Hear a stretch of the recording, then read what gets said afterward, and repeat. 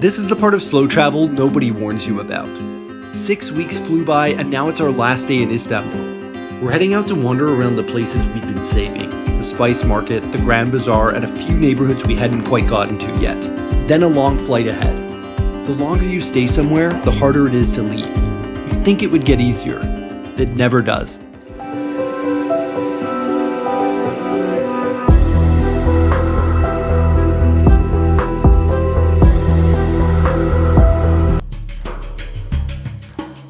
Today we're gonna go check out the markets, the spice market and the Grand Bazaar.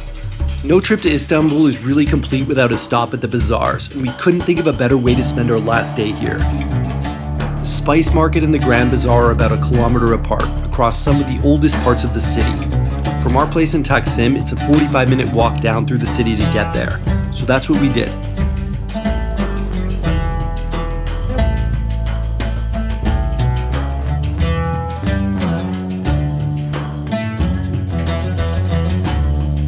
Inside, it's sensory overload. Everywhere you look, there's something else catching your attention. But what really hits you isn't the visuals. The first thing you notice when you walk through the spice market here, the combination of all the colors, all the sounds, but more than anything is the smells.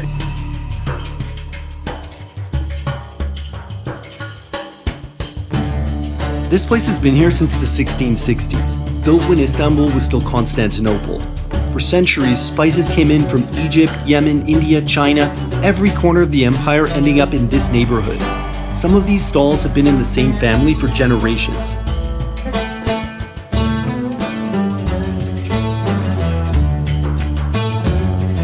We just finished exploring the spice market, super interesting. Now we're headed south on our way to the Grand Bazaar.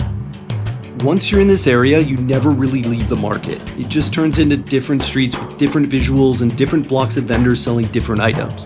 Clothes, fabrics, every back alley packed shoulder to shoulder. It's all connected, one giant continuous market. And then you hit the Grand Bazaar. For centuries, this was the commercial center of an empire that connected 3 continents. Goods, gold, stories, all traded here for over 500 years. You can imagine back in the Silk Road days, this market played a pivotal role for the travelers passing through. The Grand Bazaar is one of the oldest, one of the biggest markets in all of the world. 61 streets, 4,000 shops. Getting lost in here is the point.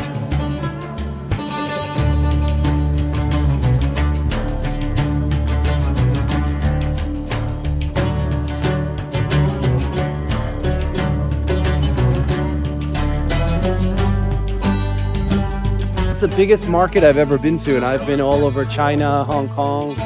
Every single street just filled with vendors. We just came through one little tunnel, and this is what it opened up to.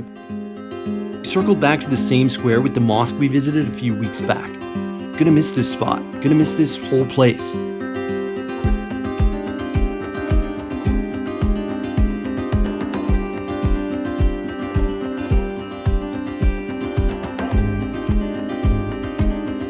Man, so 5 weeks went by in this apartment. The time passed so fast. It still feels like just yesterday we were arriving here. We drove across the whole country from Marmaris in the south, got off the ferry, and then we drove to Ephesus, Pamukkale, all the way east from there, and then straight north up to Istanbul. All in all, more than 20 hours of driving. It's funny thinking that I wasn't that excited to come here. I don't know why. I think it's because we've been traveling so much recently, and I visited here years ago. But my experience here blew me away. There's so much to see in this amazing, diverse country. I feel like I've changed a lot in the past 6 weeks just from being here. I got a lot of work done, pushed forward a lot of projects, got a lot of clarity personally as well. So that's it. We're off to the airport today. Long trip ahead, more than 30 hours here of transit and flying, but that's all part of the adventure. Honestly, I love flight day. These epiphanies tend to come to you when you're checked out, when you know you can't work.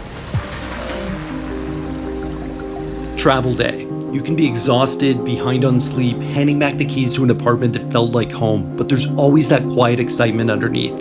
Anticipation, nerves, the pull of what's next, mixed in with the sentimental side of leaving a place you might not see again, at least never in the same way. A lot of processing goes down on that commute to the airport. Then you pull into the terminal and you can feel the energy shift. The chapter you were in is closed. The next one's already started. Long wait here. Unfortunately, we couldn't check our bags early, so a few hours here in the cafe, but pretty soon we're gonna go try to check our bags in. They've even got the airport decked out for Ramadan. One last security check. What an airport. What might happen.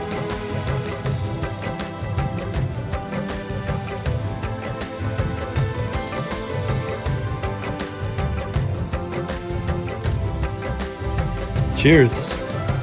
Cheers. Last sunset over Istanbul, this time from behind glass. Headed to A2.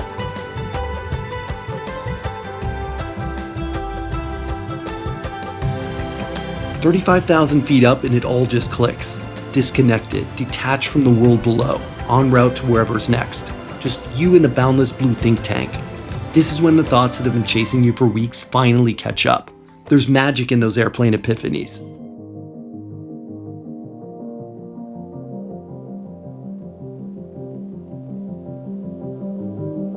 Super tired. I think we have a 2-hour layover here, so we're gonna go try to find the little sleep pods, take a little nap, maybe grab a shower.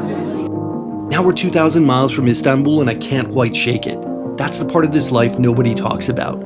You stay somewhere long enough that it starts feeling like home, and then you leave. There's no version of this that's easy. Here it is. See if they've got pods available.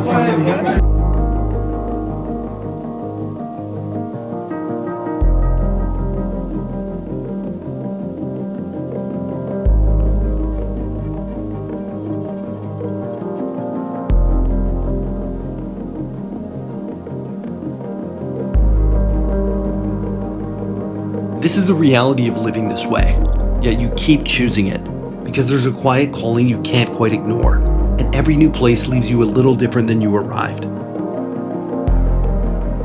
On to the next chapter. Where in the world is calling you? Here's a hint at what's next.